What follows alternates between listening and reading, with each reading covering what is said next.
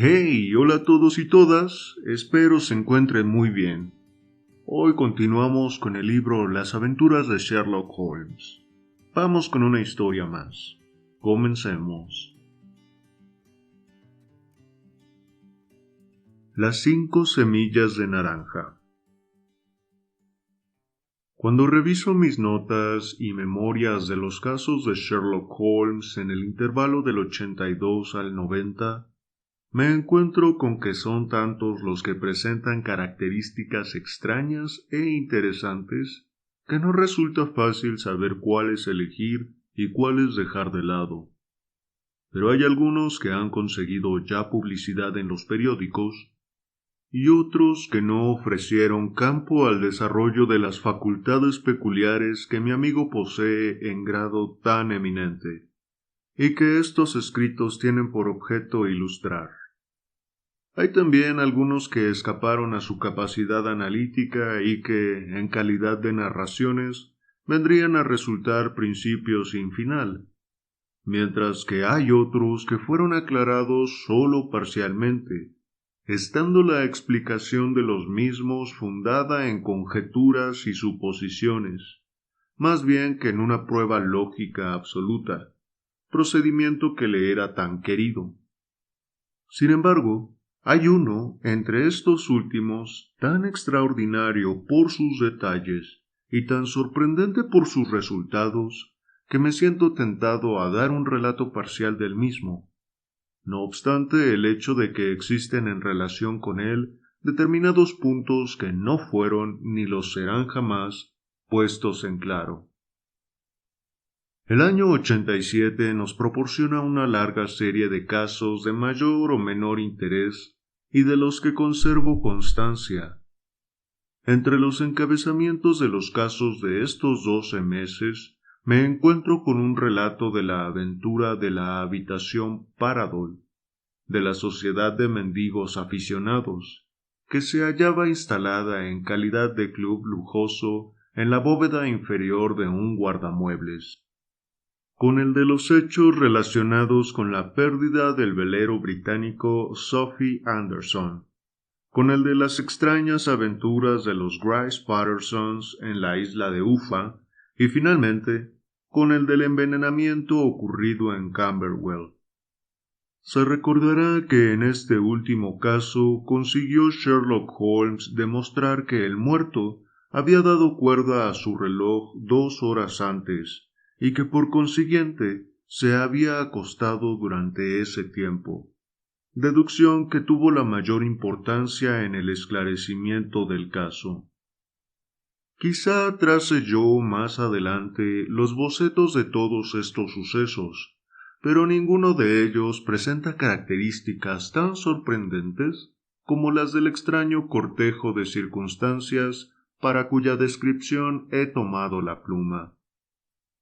Nos encontramos en los últimos días de septiembre y las tormentas equinocciales se habían echado encima con violencia excepcional. El viento había bramado durante todo el día y la lluvia había azotado las ventanas, de manera que incluso aquí, en el corazón del inmenso Londres, obra de la mano del hombre, nos veíamos forzados a elevar, de momento, nuestros pensamientos desde la diaria rutina de la vida y a reconocer la presencia de las grandes fuerzas elementales que ladran al género humano por entre los barrotes de su civilización, igual que fieras indómitas dentro de una jaula. A medida que iba entrando la noche, la tormenta fue haciéndose más y más estrepitosa, y el viento lloraba y sollozaba dentro de la chimenea igual que un niño. Sherlock Holmes, a un lado del hogar, sentado melancólicamente en un sillón, combinaba los índices de sus registros de crímenes, mientras que yo en el otro lado estaba absorto en la lectura de uno de los bellos relatos marineros de Clark Russell. Hubo un momento en que el bramar de la tempestad del exterior pareció fundirse con el texto, y el chapoteo de la lluvia se alargó hasta dar la impresión del prolongado espumajeo de las olas del mar. Mi esposa había ido de visita a la casa de una tía suya, y yo me hospedaba por unos días y, una vez más, en mis antiguas habitaciones de Baker Street. ¿Qué es eso?, dije, alzando la vista hacia mi compañero. Fue la campanilla de la puerta, ¿verdad? ¿Quién puede venir aquí esta noche? ¿Algún amigo suyo, quizá? Fuera de usted, yo no tengo ninguno, me contestó. Y no animo a nadie a visitarme. ¿Será entonces un cliente? Entonces se tratará de un asunto grave. Nada podría de otro modo obligar a venir aquí a una persona con semejante día y a semejante hora. Pero creo que es más probable que se trate de alguna vieja amiga de nuestra patrona. Se equivocó, sin embargo, Sherlock Holmes en su conjetura, porque se oyeron pasos en el corredor y alguien golpeó en la puerta. Mi compañero extendió su largo brazo para desviar de sí la lámpara y enderezar su luz hacia la silla desocupada en la que tendría que sentarse cualquiera otra persona que viniese. Luego dijo: «¡Adelante!». El hombre que entró era joven, de unos 22 años, a juzgar por su apariencia exterior, bien acicalado y elegantemente vestido, con un no sé qué de refinado y fino en su porte. El paraguas, que era un arroyo y que sostenía en la mano, y su largo e impermeable brillante, delataban la furia del temporal que había tenido que aguantar en su camino. Enfocado por el resplandor de la lámpara, miró ansiosamente a su alrededor, y yo pude fijarme en que su cara estaba pálida y sus ojos cargados como los de una persona a quien abruma alguna gran inquietud. «Debo a ustedes una disculpa», dijo, subiéndose hasta el arranque de la nariz las gafas doradas a presión. «Espero que mi visita no sea un entretenimiento. Me temo que haya traído hasta el interior de su abrigada habitación algunos rastros de la tormenta». «Deme su impermeable y su paraguas», dijo Holmes. «Pueden permanecer colgados de la percha, y así quedará usted libre de humedad por el momento. Veo que ha venido usted desde el sudoeste». «Sí, de Horsham». «Esa mezcla de arcilla y de greda que veo en las punteras de su calzado es completamente característica». «Vine en busca de consejo». «Eso se consigue fácil». «Y de ayuda». «Eso ya no es siempre tan fácil». «He oído hablar de usted, señor Holmes. Le oí contar al comandante Prendergast cómo le salvó usted en el escándalo de Tankerville Club». «Sí, es cierto. Se le acusó injustamente de hacer trampas en el juego». «Aseguró que usted se dio maña para poner todo en claro». «Eso fue decir demasiado». «Que a usted no le vencen nunca». «Lo he sido en 4 ocasiones, 3 veces por hombres y una por una dama». «Pero, ¿qué es eso comparado con el número de sus éxitos?» «Es cierto que, por lo general, he salido airoso». «Entonces, Puede salirlo también en el caso mío. Le suplico que acerque su silla al fuego y haga el favor de darme algunos detalles del mismo. No se trata de un caso corriente. Ninguno de los que a mí llegan lo son. Vengo a ser una especie de alto tribunal de apelación. Yo me pregunto, a pesar de todo, señor, si en el transcurso de su profesión ha escuchado jamás el relato de una serie de acontecimientos más misteriosos e inexplicables que los que han ocurrido en mi propia familia. Lo que usted me dice me llena de interés, le dijo Holmes. Por favor, explíquenos desde el principio los hechos fundamentales, y yo podré luego interrogarle sobre los detalles que a mí me parezcan de la máxima importancia. El joven acercó la silla y adelantó sus pies húmedos hacia la hoguera.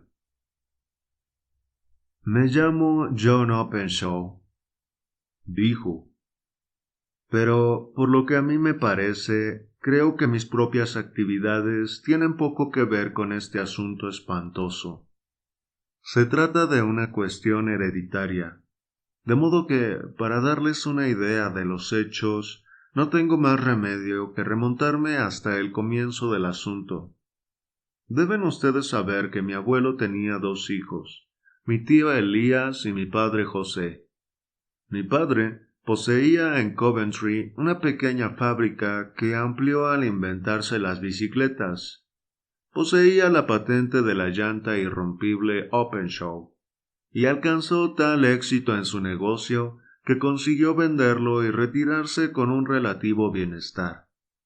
Mi tío Elías emigró a América siendo todavía joven, y se estableció de plantador en Florida, de donde llegaron noticias de que había prosperado mucho. En los comienzos de la guerra peleó en el ejército de Jackson y más adelante en el de Hood, ascendiendo en este hasta el grado de coronel. Cuando Lee se rindió, volvió mi tío a su plantación, en la que permaneció por espacio de 3 o 4 años. Hacia el 1869 o 1870 regresó a Europa y compró una pequeña finca en Sussex, cerca de Horsham. Había hecho una fortuna muy considerable, y si abandonó Norteamérica fue movido de su antipatía a los negros y de su desagrado por la política del Partido Republicano de concederles la liberación de la esclavitud. Era un hombre extraño, arrebatado y violento, muy mal hablado cuando le dominaba la ira, y por demás retraído. Dudo de que pusiese ni una sola vez los pies en Londres durante los años que vivió en Horsham. Poseía alrededor de su casa un jardín y 3 o 4 campos de deportes, y en ellos se ejercitaba, aunque con mucha frecuencia no salía de la habitación durante semanas enteras. Bebía muchísimo aguardiente, fumaba por demás, pero no quería tratos sociales ni amigos, ni aun siquiera que le visitase su hermano. Contra mí no tenía nada. Mejor dicho, se encaprichó conmigo, porque cuando me conoció era yo un jovencito de 12 años, más o menos. Esto debió de ocurrir hacia el año 1878, cuando llevaba ya 8 o 9 años en Inglaterra. Pidió a mi padre que me dejase vivir con él, y se mostró muy cariñoso conmigo, a su manera. Cuando estaba sereno, gustaba de jugar conmigo al chaquete y a las damas, y me hacía portavoz suyo junto a la servidumbre y con los proveedores. De modo que para cuando tuve 16 años, era yo el verdadero señor de la casa. Yo guardaba las llaves y podía ir a donde bien me pareciese y hacer lo que me diese la gana. con tal que no le molestase cuando él estaba en sus habitaciones reservadas. Una excepción me hizo, sin embargo. Había entre los áticos una habitación independiente, un camaranchón que estaba siempre cerrado con llave, y al que no permitía que entrásemos ni yo ni nadie.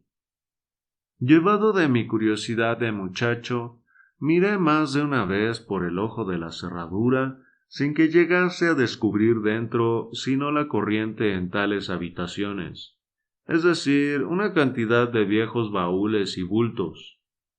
Cierto día, en el mes de marzo de 1883, había encima de la mesa, delante del coronel, una carta cuyo sello era extranjero.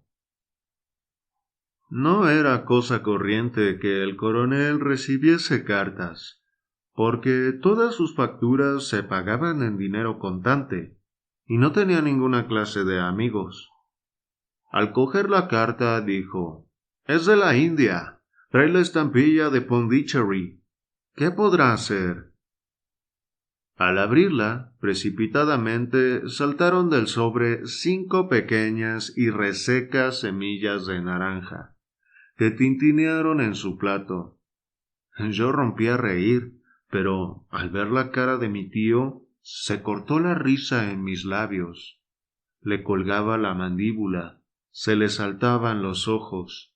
Se le había vuelto la piel de color de la masilla, y miraba fijamente el sobre que sostenía aún en manos temblorosas. Dejó escapar un chillido y exclamó luego: «K, K, K. Dios santo, Dios santo, mis pecados me han dado alcance». «¿Qué significa eso, tío?», exclamé.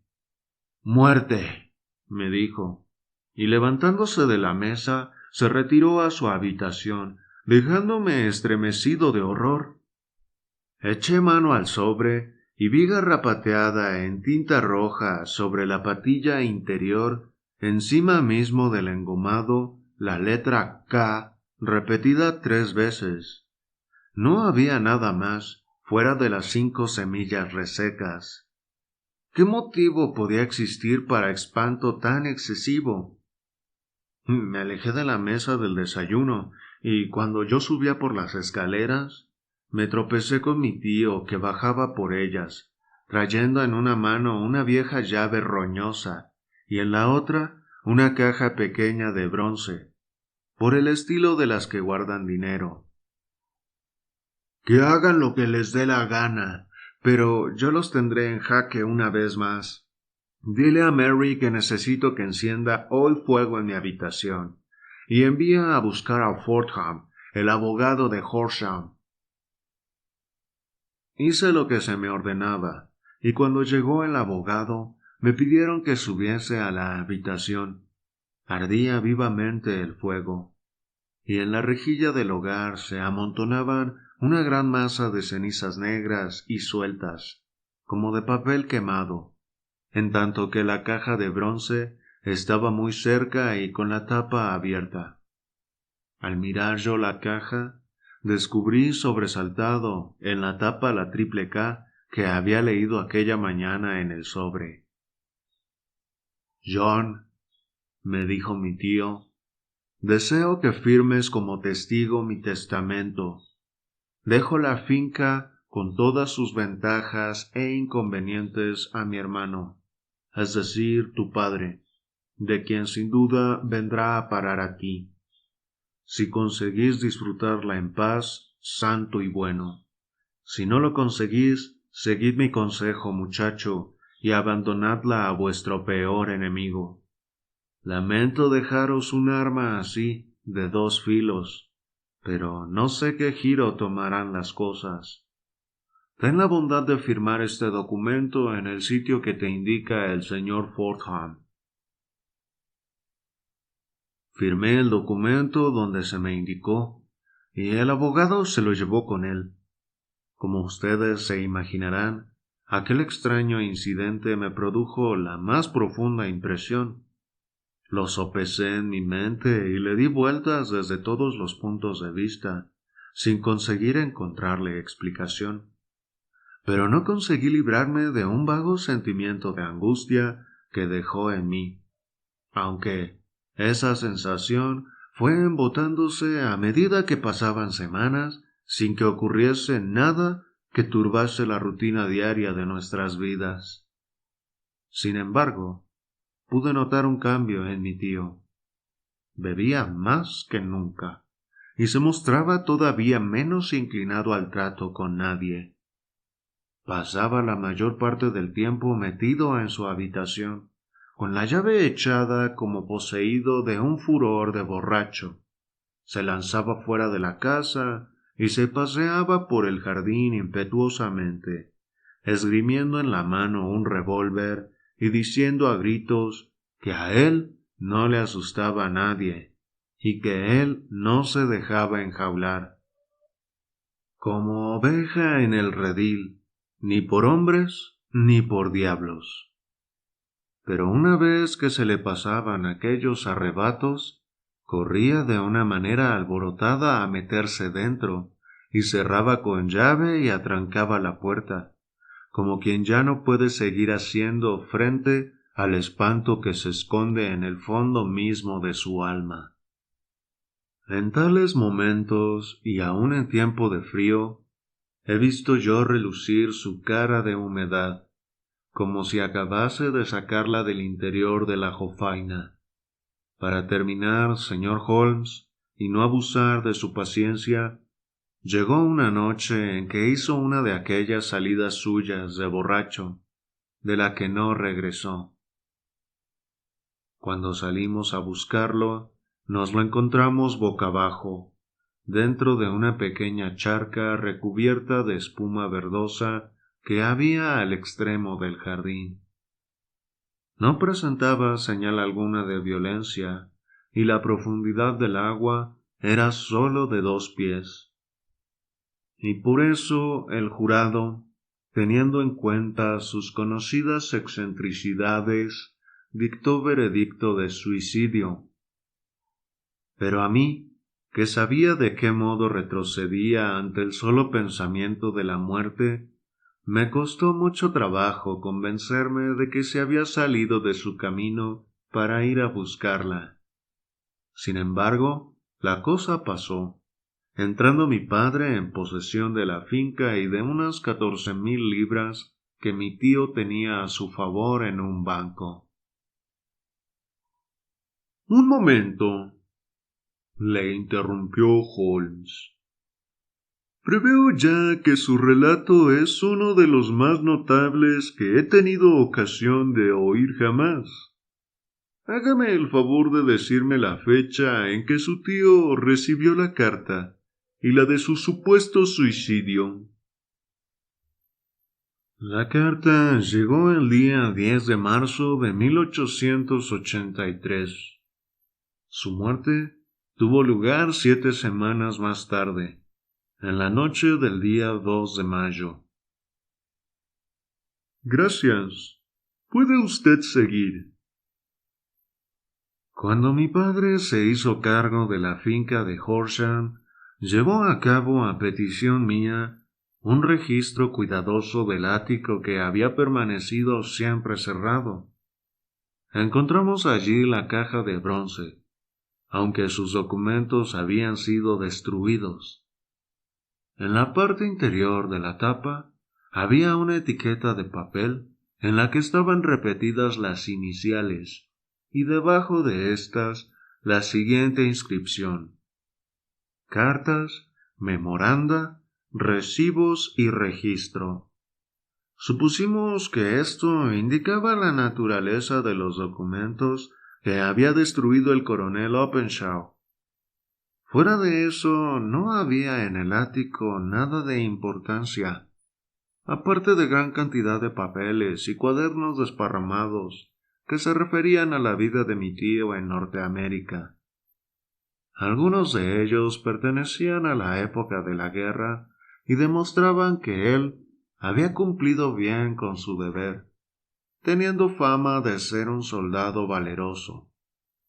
Otros llevaban la fecha de los tiempos de la Reconstrucción de los estados del sur, y se referían a cosas de política, siendo evidente que mi tío había tomado parte destacada en la oposición contra los que en el sur se llamaron políticos hambrones, que habían sido enviados desde el norte.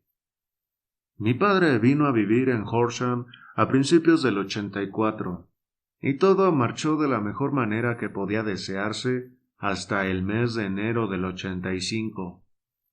Estando mi padre y yo sentados en la mesa del desayuno, el cuarto día después del año nuevo, oí de pronto que mi padre daba un agudo grito de sorpresa, y lo vi sentado con un sobre recién abierto en una mano y 5 semillas secas de naranja en la palma abierta de la otra. Se había reído siempre de lo que calificaba de fantástico relato mío acerca del coronel, pero ahora veía con gran desconcierto y recelo que él se encontraba ante un hecho igual. ¿Qué diablos puede querer decir esto, John? Tartamudeó. A mí se me había vuelto de plomo el corazón, y dije, es el KKK. Mi padre miró en el interior del sobre y exclamó, en efecto, aquí están las mismas letras, pero ¿qué es lo que hay escrito encima de ellas? Yo leí, mirando por encima de su hombro. Coloque los documentos encima de la esfera del reloj del sol.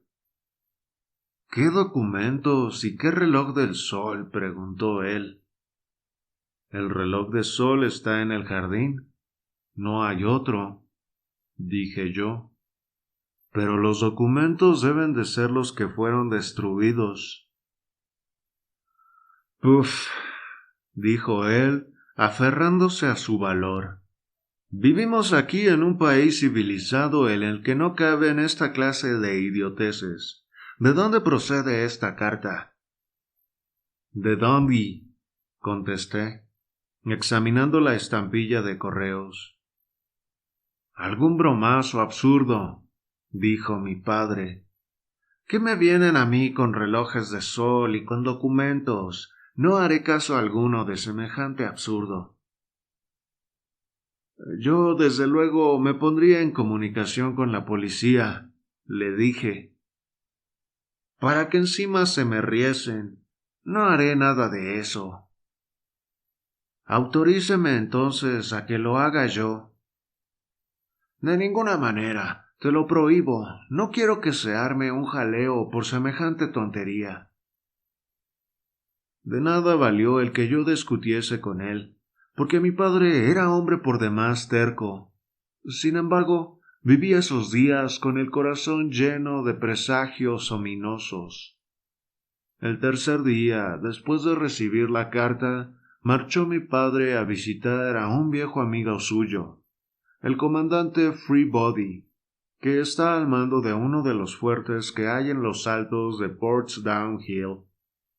Me alegré de que se hubiese marchado, pues me parecía que hallándose fuera de casa estaba más alejado del peligro.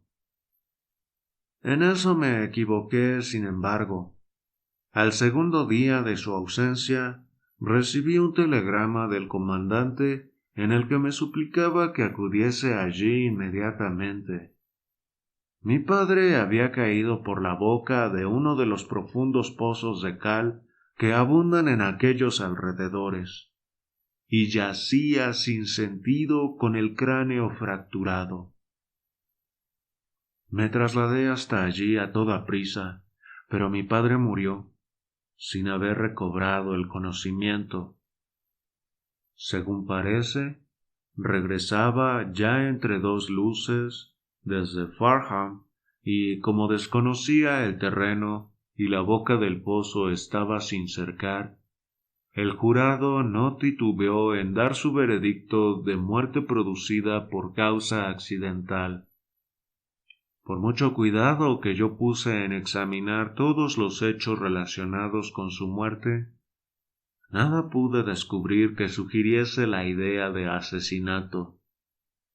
No mostraba señales de violencia, ni había huellas de pies, ni robo, ni constancia de que se hubiese observado por las carreteras la presencia de extranjeros. No necesito, sin embargo, decir a ustedes que yo estaba muy lejos de tenerlas todas conmigo, y que casi estaba seguro de que se había tramado a su alrededor algún complot siniestro. De esa manera tortuosa fue como entré en posesión de mi herencia. Ustedes me preguntarán por qué no me desembaracé de la misma. Les contestaré que no lo hice porque estaba convencido de que nuestras dificultades se derivaban de una manera u otra de algún incidente de la vida de mi tío, y que el peligro sería para mí tan apremiante en una casa como en otra. Mi pobre padre halló su fin durante el mes de enero del año 85, y desde entonces han transcurrido 2 años y 8 meses. Durante todo ese tiempo yo he vivido feliz en Horsham, y ya empezaba a tener la esperanza de que aquella maldición se había alejado de la familia, y que había acabado en la generación anterior. Sin embargo, me apresuré demasiado a tranquilizarme. Ayer por la mañana cayó el golpe exactamente en la misma forma que había caído sobre mi padre. El joven sacó del chaleco un sobre arrugado y volviéndolo boca abajo encima de la mesa, hizo saltar del mismo 5 pequeñas semillas secas de naranja. He aquí el sobre, prosiguió. El estampillado es de Londres, sector del este. En el interior están las mismas palabras que traía el sobre de mi padre. K, K, K. Y las de coloque los documentos encima de la esfera del reloj del sol. ¿Qué ha hecho usted?, preguntó Holmes. Nada. ¿Nada? A decir verdad, y hundió el rostro dentro de sus manos delgadas y blancas. Me sentí perdido. Algo así como un pobre conejo cuando la serpiente avanza retorciéndose hacia él. Me parece que estoy entre las garras de una catástrofe inexorable e irresistible, de la que ninguna previsión o precaución puede guardarme. Vaya, vaya, exclamó Sherlock Holmes. Es preciso que usted actúe, hombre, o está usted perdido. Únicamente su energía le puede salvar. No son momentos estos de entregarse a la desesperación. He visitado a la policía. ¿Y qué? Pues escucharon mi relato con una sonrisa. Estoy seguro de que el inspector ha llegado a la conclusión de que las cartas han sido otros tantos bromazos y que las muertes de mis parientes se deben a simples accidentes, según dictaminó el jurado, y no debían ser relacionadas con las cartas de advertencia. Holmes agitó violentamente sus puños cerrados en el aire y exclamó: ¡Qué inaudita imbecilidad! Sin embargo, me han otorgado la protección de un guardia, al que han autorizado para que permanezca en la casa. Otra vez, Holmes agitó furioso los puños en el aire y dijo: ¿Cómo ha sido el venir usted a verme? Y sobre todo, ¿cómo ha sido el no venir inmediatamente? Nada sabía de usted. Ha sido hoy cuando hablé al comandante Prendergast sobre el apuro en que me hallo, y él me aconsejó que viniese a verle a usted. En realidad han transcurrido ya 2 días desde que recibió la carta. Deberíamos haber entrado en acción antes de ahora. Me imagino que no poseerá usted ningún otro dato fuera de los que nos ha expuesto, ni ningún detalle sugeridor que pudiera servirnos de ayuda. Sí tengo una cosa más, dijo John Openshaw. Registró en el bolsillo de su chaqueta y sacando un pedazo de papel azul descolorido, lo extendió encima de la mesa, agregando: Conservo un vago recuerdo de que los estrechos márgenes que quedaron sin quemar entre las cenizas el día en que mi tío echó los documentos al fuego eran de este mismo color. Encontré esta hoja única en el suelo de su habitación, y me inclino a creer que pudiera tratarse de uno de los documentos, que quizás se le voló de entre los otros, salvándose de ese modo de la destrucción. No creo que nos ayude mucho, fuera de que en él se habla también de las semillas.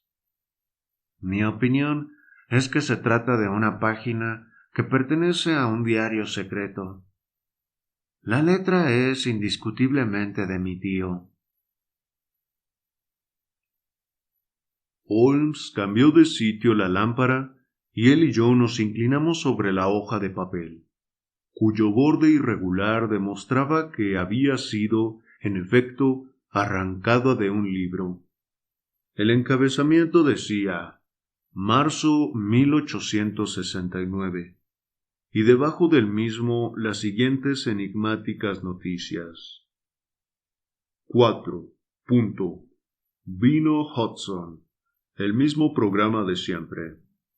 7. Enviadas las semillas a Macaulay, Paramore y Swain, de St. Augustine. 9. Macaulay se largó. 10. John Swain se largó. 12. Visitado Paramore. Todo bien. Gracias, dijo Holmes, doblando el documento y devolviéndoselo a nuestro visitante. Y ahora no pierda por nada del mundo un solo instante. No disponemos de tiempo ni siquiera para discutir lo que me ha relatado.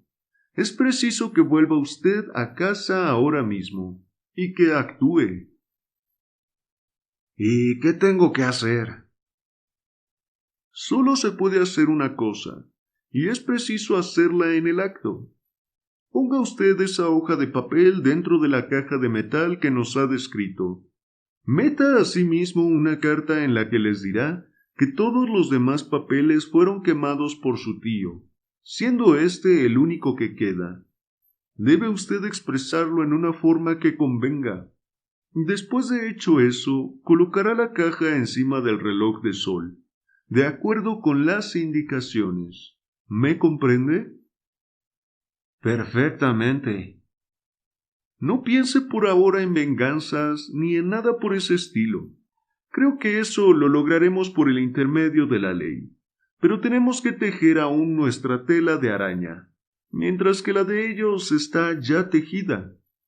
Lo primero en que hay que pensar es en apartar el peligro apremiante que le amenaza. Lo segundo consistirá en aclarar el misterio y castigar a los criminales. Le doy a usted las gracias, dijo el joven, levantándose y echándose encima el impermeable.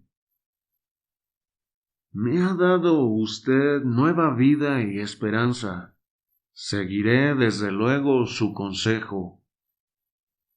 No pierda un solo instante, y sobre todo, cuídese bien entre tanto, porque yo no creo que pueda existir la menor duda de que está usted amenazado por un peligro muy real e inminente. ¿Cómo va a ser el camino de regreso? Por tren, desde la estación Waterloo. Aún no son las 9. Las calles estarán concurridas, y por eso confío en que no corre usted peligro. Pero a pesar de todo, por muy en guardia que esté usted, nunca lo estará bastante. Voy armado. Bien está. Mañana me pondré yo a trabajar en su asunto. ¿Lo veré, pues, en Horsham? No, porque su secreto se oculta en Londres, y en Londres será donde yo lo busque. Entonces, yo vendré a visitarle a usted dentro de un par de días, y le traeré noticias de lo que me haya ocurrido con los papeles y la caja. Lo consultaré en todo. Nos estrechó las manos y se retiró. El viento seguía bramando fuera y la lluvia tamborileaba y salpicaba las ventanas. Aquel relato, tan desatinado y extraño, parecía habernos llegado de entre los elementos desencadenados, como si la tempestad lo hubiese arrojado sobre nosotros, igual que un tallo de alga marina, y que esos mismos elementos se lo hubiesen tragado luego otra vez. Sherlock Holmes permaneció algún tiempo en silencio, con la cabeza inclinada y los ojos fijos en el rojo resplandor del fuego. Luego encendió su pipa, se recostó en el respaldo de su asiento y se quedó contemplando los anillos de humo azul que se perseguían los unos a los otros en su ascenso hacia el techo.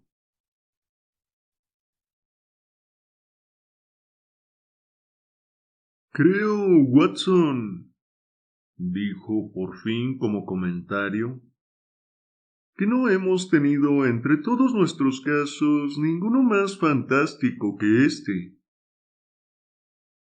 con excepción quizá del signo de los 4. Bien, sí, con excepción quizá de ese. Sin embargo, creo que este John Openshaw se mueve entre peligros todavía mayores que los que rodeaban a los Sholtos. Pero, ¿no ha formado usted ninguna hipótesis concreta sobre la naturaleza de estos peligros? Sobre su naturaleza no caben ya hipótesis, me contestó. ¿Cuál es, pues? ¿Quién es este K y por qué razón persigue a esta desdichada familia? Sherlock Holmes cerró los ojos y apoyó los codos en los brazos del sillón, juntando las yemas de los dedos de las manos. Al razonador ideal, comentó, debería bastarle un solo hecho cuando lo ha visto en todas sus implicaciones, para deducir del mismo no sólo la cadena de sucesos que han conducido hasta él, sino también los resultados que habían de seguirse. De la misma manera que Cuvier sabía hacer la descripción completa de un animal con el examen de un solo hueso, de igual manera, el observador que ha sabido comprender por completo uno de los eslabones de toda una serie de incidentes, debe saber explicar con exactitud todos los demás, los anteriores y los posteriores. No nos hacemos todavía una idea de los resultados que es capaz de conseguir la razón por sí sola. Podríamos resolver mediante el estudio ciertos problemas cuya solución ha desconcertado por completo a quienes la buscaron por medio de los sentidos. Sin embargo, para alcanzar en este arte la cúspide, necesitaría el razonador saber manejar todos los hechos que han llegado a conocimiento suyo. Esto implica, como fácilmente comprenderá usted, la posesión de todos los conocimientos a que muy pocos llegan, incluso en estos tiempos de libertad educativa y de enciclopedias. Sin embargo, lo que no resulta imposible es el que un hombre, llegue a poseer todos los conocimientos que le han de ser probablemente útiles en su labor. Esto es lo que yo me he esforzado por hacer en el caso mío. Usted, si mal no recuerdo, concretó en los primeros días de nuestra amistad los límites precisos de esos conocimientos míos. Sí, le contesté, echándome a reír. Hice un documento curioso. En filosofía, astronomía y política le puse a usted 0, lo recuerdo. En botánica irregular. En geología profundo, en lo que toca a manchas de barro cogidas en una zona de 50 millas alrededor de Londres. En química excéntrico. En anatomía asistemático. En literatura sensacionalista y en historia de crímenes único.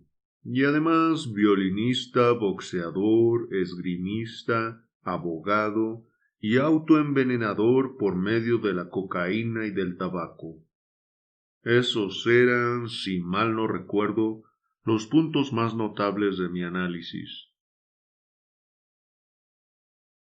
Holmes se sonrió al escuchar la última calificación y dijo: Digo ahora, como dije entonces, que toda persona debería tener en el ático de su cerebro el surtido de mobiliario que es probable que necesite, y que todo lo demás puede guardarlo en el desván de su biblioteca, donde puede echarle mano cuando tenga precisión de algo.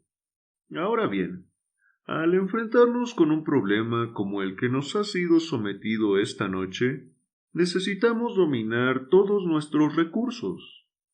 Tenga usted la bondad de alcanzarme la letra K de esta enciclopedia norteamericana que hay en ese estante que tiene a su lado.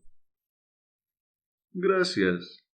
Estudiaremos ahora la situación y veamos lo que de la misma puede deducirse.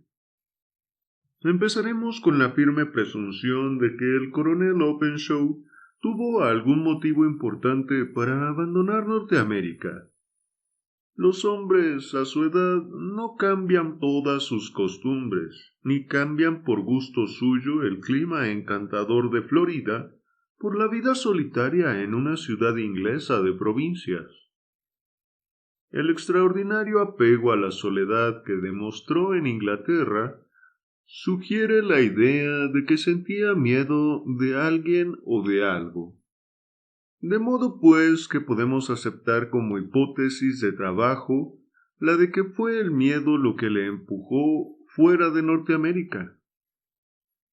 En cuanto a lo que él temía, solo podemos deducirlo por el estudio de las tremendas cartas que él y sus herederos recibieron. ¿Se fijó usted en las estampillas que señalaban el punto de procedencia? La primera traía el de Pondicherry, y la segunda el de Dundee, y la tercera el de Londres. La del este de Londres. ¿Qué saca usted en consecuencia de todo ello? Pues que se trata de puertos de mar, es decir, que el que escribió las cartas se hallaba a bordo de un barco. Muy bien. Ya tenemos, pues, una pista. No puede caber duda de que una fuerte probabilidad es que el remitente se encontraba a bordo de un barco. Pasemos ahora a otro punto. En el caso de la carta de Pondicherry, transcurrieron 7 meses entre la amenaza y su cumplimiento. En el de Dundee fueron solo 3 o 4 días. ¿Nada le indica eso? Que la distancia sobre la que había de viajar era mayor. Pero también la carta venía desde una distancia mayor. Pues entonces ya no le veo la importancia a ese detalle. Existe por lo menos una probabilidad de que la embarcación a bordo de la cual está nuestro hombre, o nuestros hombres, es de vela. Parece como si hubiesen enviado siempre su extraño aviso o prenda cuando iban a salir para realizar su cometido. Fíjese en el poco tiempo que me dio entre el hecho y la advertencia cuando ésta vino de Dundee. Si ellos hubiesen venido desde Pondicherry en un barco de vapor, habrían llegado casi al mismo tiempo que su carta. Y la realidad es que transcurrieron 7 semanas. Yo creo que esas 7 semanas representan la diferencia entre el tiempo invertido por el vapor que trajo la carta y el barco de vela que trajo a quien la escribió. Es posible. Más que posible. Probable. Comprenderá usted ahora la urgencia mortal que existe en este caso, y por qué insistí con el joven Openshaw en que estuviese alerta. El golpe ha sido dado siempre al cumplirse el plazo de tiempo imprescindible para que los que envían la carta salven la distancia que hay desde el punto en que la envían. Pero como esta de ahora procede de Londres, no podemos contar con retraso alguno. ¡Santo Dios! Exclamé. ¿Qué puede querer significar esta implacable persecución? Los documentos que Openshaw se llevó son evidentemente de importancia vital para la persona o las personas que viajan en el velero. Yo creo que no hay lugar a duda que estas son más de una. Un hombre aislado no habría sido capaz de realizar 2 asesinatos de manera que engañase al jurado de un juez de instrucción.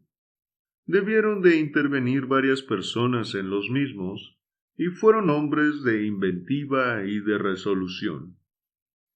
Se proponen conseguir los documentos sea quien sea el que los tiene en su poder. Y ahí tiene usted cómo KKK dejan de ser las iniciales de un individuo y se convierten en el distintivo de una sociedad. Pero, ¿qué sociedad?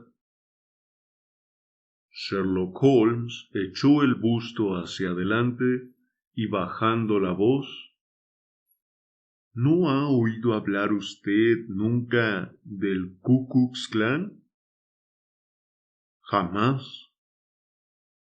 Holmes fue pasando las hojas del volumen que tenía sobre sus rodillas y dijo de pronto, aquí está, Ku Klux Klan.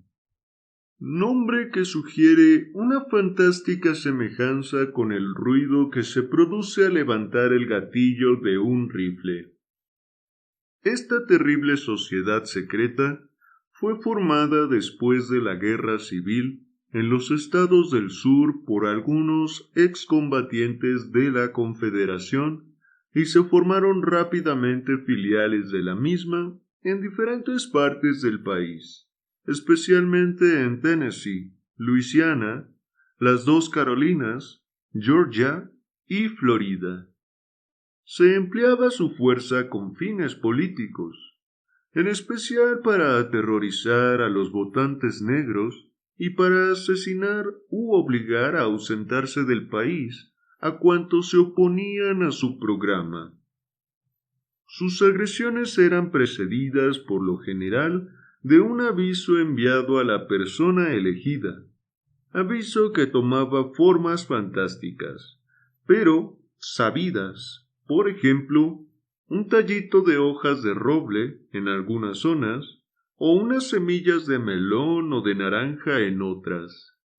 Al recibir este aviso, la víctima podía optar entre abjurar públicamente de sus normas anteriores o huir de la región. Cuando se atrevía a desafiar la amenaza, encontraba la muerte indefectiblemente, y por lo general de manera extraña e imprevista. Era tan perfecta la organización de la sociedad y trabajaba ésta tan sistemáticamente que apenas se registra algún caso en que alguien la desafiase con impunidad o en que alguno de sus ataques dejase un rastro capaz de conducir al descubrimiento de quienes lo perpetraron. La organización floreció por espacio de algunos años a pesar de los esfuerzos del gobierno de los Estados Unidos y de las clases mejores de la comunidad en el sur. Pero en el año 1869, ese movimiento sufrió un súbito colapso, aunque haya habido en fechas posteriores algunos estallidos esporádicos de la misma clase. Fíjese, dijo Holmes dejando el libro, en que el súbito hundimiento de la sociedad coincide con la desaparición de Openshaw de Norteamérica, llevándose los documentos. Pudiera muy bien tratarse de causa y efecto. No hay que asombrarse de que algunos de los personajes más implacables se hayan lanzado sobre la pista de aquel y de su familia. Ya comprenderá usted que el registro y el diario pueden complicar a alguno de los hombres más destacados del sur, y que es posible que haya muchos que no duerman tranquilos durante la noche mientras no sean recuperados. De ese modo, la página que tuvimos a la vista es tal y como podíamos esperarlo. Decía, si mal no recuerdo, se enviaron las semillas a B y C, es decir, se les envió la advertencia de la sociedad. Las anotaciones siguientes nos dicen que A y B se largaron, es decir, que abandonaron el país, y por último que se visitó a C, con consecuencias siniestras para éste, según yo me temo. Creo, doctor, que podemos proyectar un poco de luz sobre esta oscuridad. Y creo también que, entre tanto, solo hay una probabilidad favorable al joven Openshaw, y es que haga lo que yo le aconseje. Nada más se puede decir ni por esta noche. De modo que alcánceme mi violín y procuremos olvidarnos durante media hora de este lastimoso tiempo y de la conducta, más lastimosa aún, de nuestros semejantes los hombres.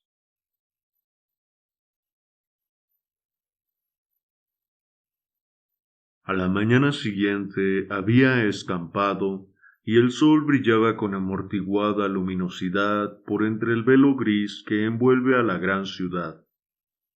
Cuando yo bajé, ya Holmes se estaba desayunando.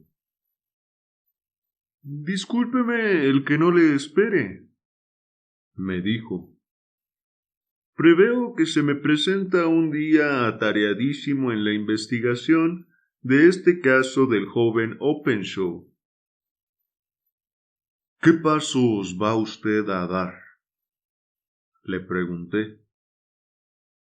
«Dependerá muchísimo del resultado de mis primeras averiguaciones. Es posible que, en fin de cuentas, me llegue hasta Horsham».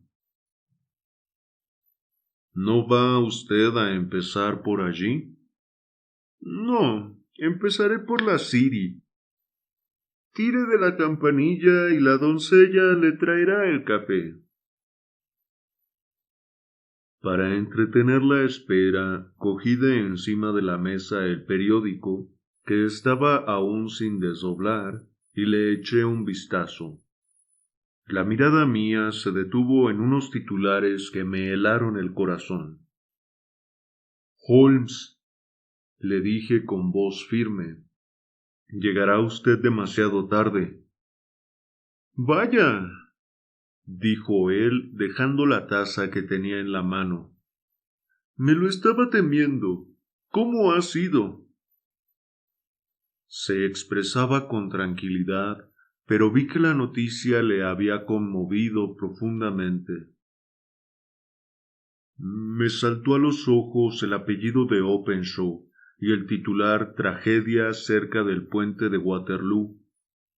He aquí el relato.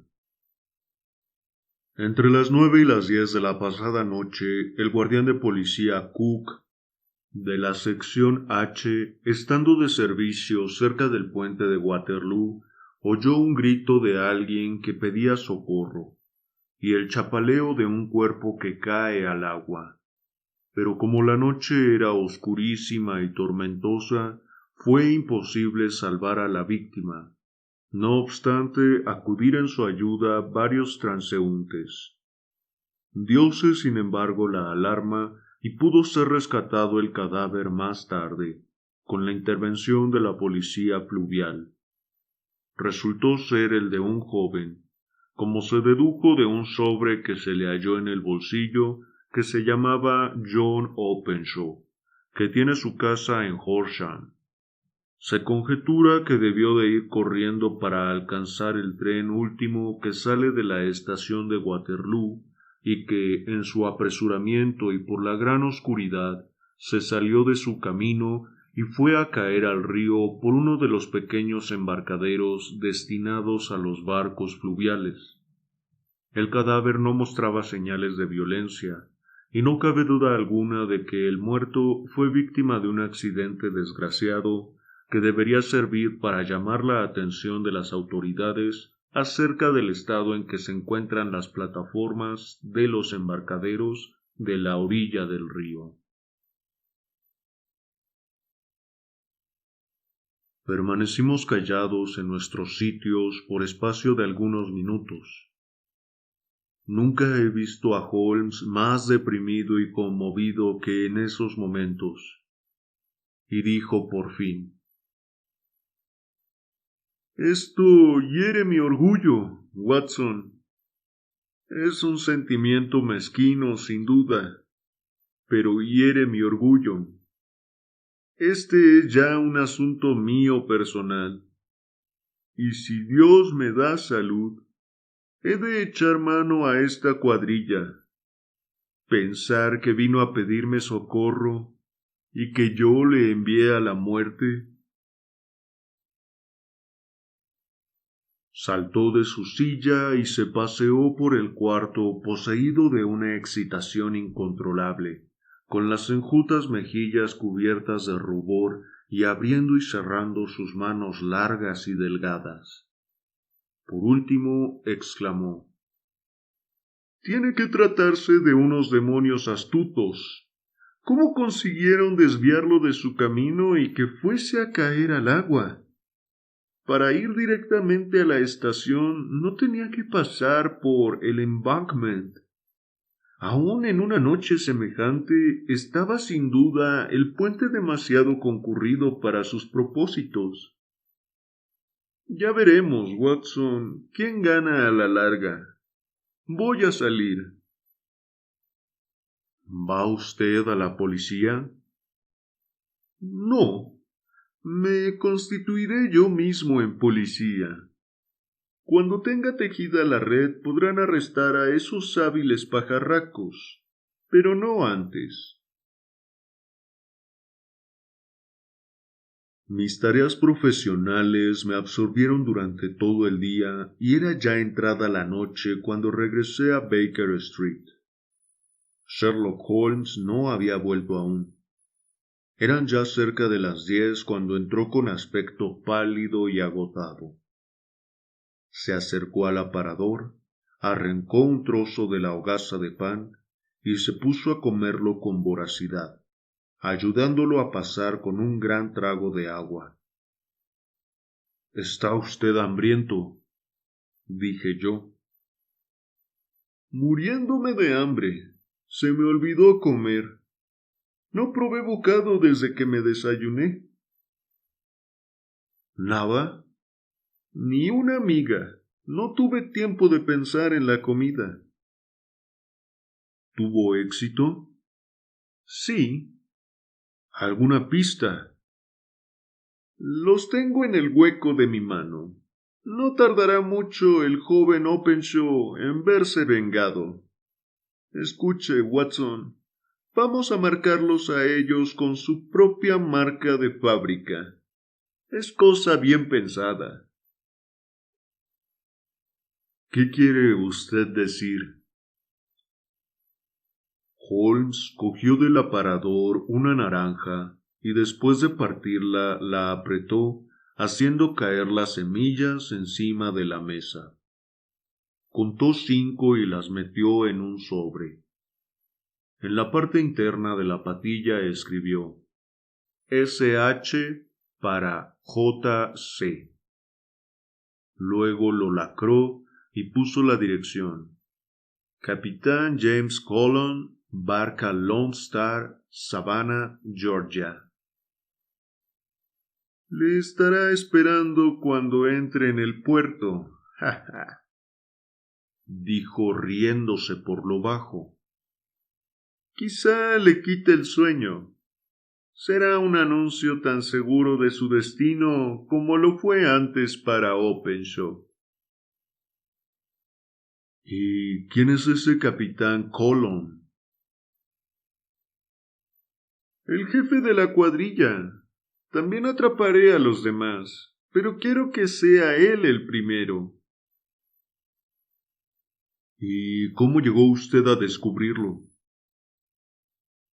Sacó del bolsillo una gran hola de papel, toda cubierta de fechas y de nombres, y dijo: Me he pasado todo el día examinando los registros de Lloyd y las colecciones de periódicos atrasados, siguiendo las andanzas de todos los barcos que tocaron en el puerto de Pondicherry durante los meses de enero y febrero del año 83. Fueron 36 embarcaciones de buen tonelaje las que figuraban en esos 6 meses. La llamada Lone Star atrajo inmediatamente mi atención, porque aunque se señalaba a Londres como puerto de procedencia, se conoce con ese nombre de estrella solitaria a uno de los estados de la Unión. Creo que al de Texas. Sobre ese punto ni estaba ni estoy seguro, pero yo sabía que el barco tenía que ser de origen norteamericano. Y luego repasé las noticias de Dundee, y cuando descubrí que la barca Lone Star se encontraba allí el mes de enero del 85, mis sospechas se convirtieron en certeza. Luego hice investigaciones acerca de los barcos actualmente en el puerto de Londres. ¿Y qué? El Lone Star llegó al mismo la semana pasada. Bajé hasta el muelle Albert y me encontré con que había sido remolcada río abajo con la marea de esta mañana, y que lleva viaje hacia su puerto de origen, en Savannah. Telegrafié a Gravesend enterándome de que había pasado por allí algún rato antes. Como el viento sopla hacia el este, estoy seguro de que se halla ahora más allá de los Goodwins, y no muy lejos de la isla de Wight. ¿Y qué va a hacer usted ahora? Oh, le he puesto ya la mano encima. Él y los 2 contramaestres son, según he sabido, los únicos norteamericanos nativos que hay a bordo. Los demás son finlandeses y alemanes. Me consta asimismo que los 3 pasaron la noche en tierra. Lo supe por el estibador que ha estado estibando su cargamento. Para cuando su velero llegue a Savannah, el vapor correo habrá llevado esta carta y el cable habrá informado a la policía de dicho puerto que la presencia de esos 3 caballeros es urgentemente necesaria aquí para responder de una acusación de asesinato. Sin embargo, hasta el mejor dispuesto de los proyectos humanos tiene siempre una rendija de escape, y los asesinos de John Openshaw no iban a recibir las semillas de naranja que les habría demostrado que otra persona tan astuta y tan decidida como ellos mismos les seguía la pista. Las tempestades equinocciales de aquel año fueron muy persistentes y violentas. Esperamos durante mucho tiempo noticias de Savannah de Lone Star, pero no nos llegó ninguna. Finalmente, nos enteramos de que allá, en pleno Atlántico, había sido visto flotando en el seno de una ola el destrozado codaste de una lancha, y que llevaba grabadas las letras LS. Y eso es todo lo que podremos saber ya acerca del final que tuvo el Lone Star. Fin.